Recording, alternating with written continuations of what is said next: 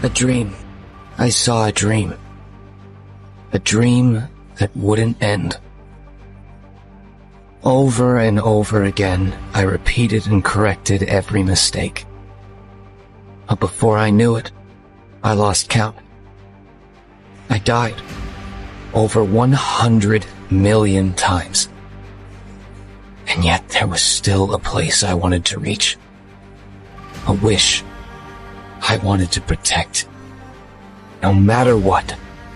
A lot of times I'll be in a 200-mile run or something like that, and I'm all jacked up.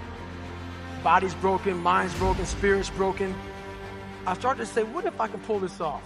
When I first walked into the Navy SEAL recruiter's office, he looked at me and said, there's only been 35 African Americans in 70 years make it through. You know what I said to myself? What if I can be the 36th? It's the what if I can pull off a fucking miracle. What if I can become someone that no one thinks I can be? And just me talking about that, I have the hair going up on my arms because it makes me just like, what if? I would like to know when you're in that moment failing and you have to keep going, what do you say to yourself? What if? I had big dreams. A lot of us have big dreams, big goals. And when you have goals that are maybe outside your reach, you have to know that getting to that goal, you're gonna have a lot of bad days, a lot of setbacks. Like when I was losing 106 pounds in 3 months, the first 2 months or first 2 weeks, it's like I was gaining weight. You know, I would lose a pound, gain 2. So I was just failing. I kept failing and kept failing and kept failing. So I had to teach myself how to fail right. And what that means is when I fail, I can't spend much time in that fail zone. I have to be able to get up and get after the next day just as fast. Because my goals were to be a Navy SEAL. I don't have time to stay here and feel bad for myself for weeks and months and years because I'll lose that time. So the big thing is know that if you have big goals and big dreams, along the way failure is going to happen. So how fast do you get up from that? It's hard when you're young to wake up in the off season at 6 a.m. to go train and work out, knowing that all your friends are sleeping in and eating pancakes.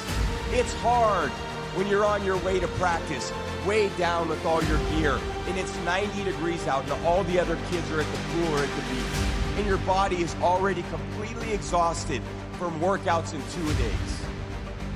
It's hard to throw, catch, block, and tackle, and hit kids when they're way bigger and way more developed than you, only to go home that night bruised and battered and strained, but knowing you have to show up again the next day for just the chance to try again. All I wanted to be was an uncommon man. In my whole life, I was not that. Much worse than that. So I came home one day from working at a job called Ecolab where I sprayed for cockroaches. Made $1,000 a month, weighing 300 pounds. And I got home and I watched a show on Discovery Channel of guys carrying boats and logs, Navy SEAL training. And I decided to make a change in my life. And I called the recruiter up and he asked me these questions. He had to meet a certain age, like a certain height and weight limit. I was 6'1" and 300 pounds. He laughed at me. 7 other recruiters laughed at me. One recruiter finally said, "Come on in, I'm too busy to talk to you on the phone." He didn't know how much I weighed. I walked in the recruiter's office and he looked at me and he said, "You're fat and you're black." I said I want to be a Navy SEAL. I didn't know there had only been 35 African American Navy SEALs at that time in over 70 years. He said I basically had to lose 106 pounds in less than 3 months because of my age. I was getting too old. I came back 3 months later, 106 pounds lighter. You better go out there and do it yourself. You know, don't fucking wait around, wait for someone to hand deliver something. Go make it happen. You know, the fish don't just jump in the boat. You want to go catch them, go catch them.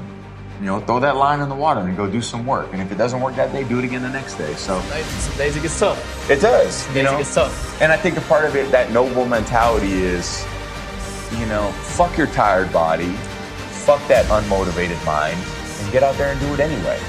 You know, you better fight yourself, because you're not only winning when things are going your way.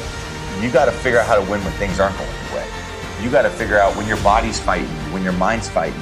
You want to be the one that says, fuck it, I'm going to do it anyway. I know I don't feel good today, but I'm going to go out there and I'm going to prove to myself that even on days that it doesn't feel right, I push myself. The only way to gain confidence in yourself is to build something. It's not to wait for it to happen.